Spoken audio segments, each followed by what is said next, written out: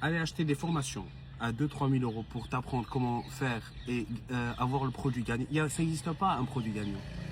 Ça n'existe pas. Qu'est-ce que ça veut dire le produit gagnant? Moi je comprends pas. Gagnant où? Il y a un concours des produits? Ça n'existe pas. Tout est gagnant dans la vie. Papier toilette c'est gagnant. Essuie-tout c'est gagnant. Vendre des coques de téléphone c'est gagnant. Ça dépend toi comment tu vois les choses. D'accord? Le marketing ça commence pas par la vente. MBA ou FBA ou je sais pas quoi pour vendre sur Amazon. Ça, c'est l'étape du marketing la plus facile. C'est comment vendre. Normalement, c'est même pas toi qui dois faire ça. Tu dois déléguer ça à un étudiant ou quoi qui veut encore apprendre à vendre. Le marketing, ça commence avec le produit. Bien avant le produit. Ça commence avec l'étude de marché. Ça commence avec toi. Tu es tout seul dans ta chambre. C'est ça le marketing. Tu réfléchis. Ok, qu'est-ce que je pourrais vendre? Tu voudrais vendre ce produit. Tu commences à faire ton étude de marché. Tu appelles les grossistes et les détaillants et les semi-grossistes. 3. Détaillants, semi-grossistes et grossistes. Les gens qui vendent le produit que tu as envie de vendre. Tu regardes le prix sur le marché, c'est combien? Le détaillant, il le vend à 10. Ok. Le semi-grossiste, il le vend à 7. Et le grossiste, il le vend à, je sais pas moi, à 4 par conteneur. Ok, ça veut dire que le grossiste, il achète plus ou moins, je sais pas moi, on va dire à 2,5 ou 3. D'accord, ok. Ça, c'est mon étude de marché. Quels sont mes futurs concurrents sur le marché? Ok. Il y a société A, société B, société C, c'est eux les plus connus. D'accord. Qu'est-ce qu'ils ont de plus que les autres? Pourquoi ils sont connus? Ah, ils sont connus parce qu'ils ont ça, ça, ça, ça, ça. Ça, c'est l'étude de marché. C'est comme ça qu'on fait. Ça prend un peu de temps, mais tu dois le faire. C'est ça normalement qui doit te prendre du temps. Pas une formation à 2-3 000 euros FBA ou ZTA, ou je comprends pas, c'est quoi ces trucs-là de... D'accord? Maintenant, tu as trouvé le produit. Tu as fait une étude de marché. Ok, je veux vendre ça.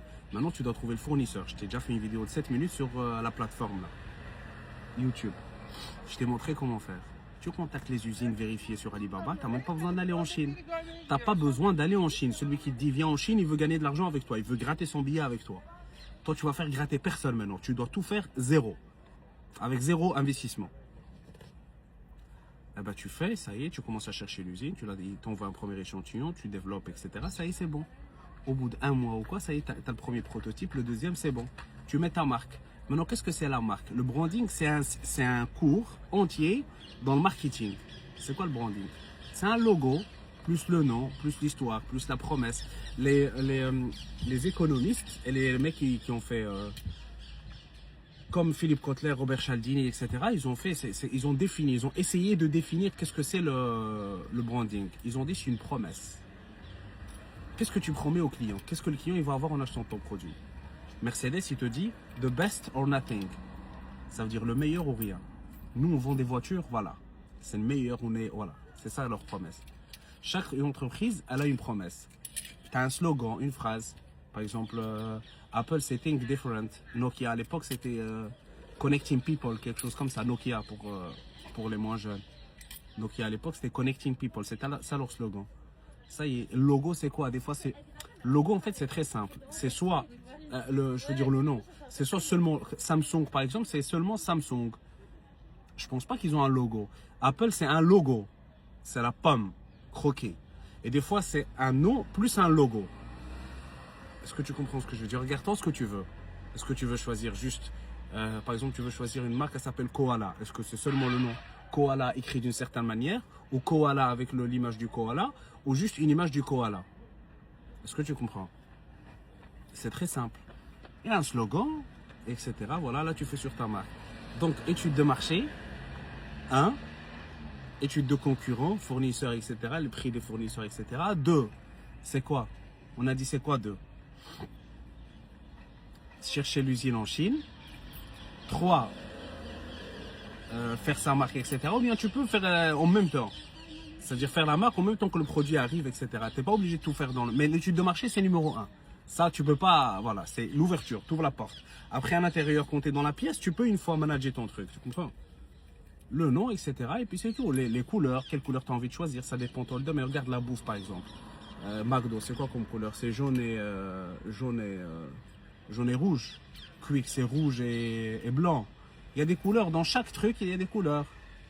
Il y a Ikea, par exemple, c'est jaune et bleu. Bon, c'est des codes de couleurs, etc. Voilà, étudier un petit peu. Voilà, tu comprends?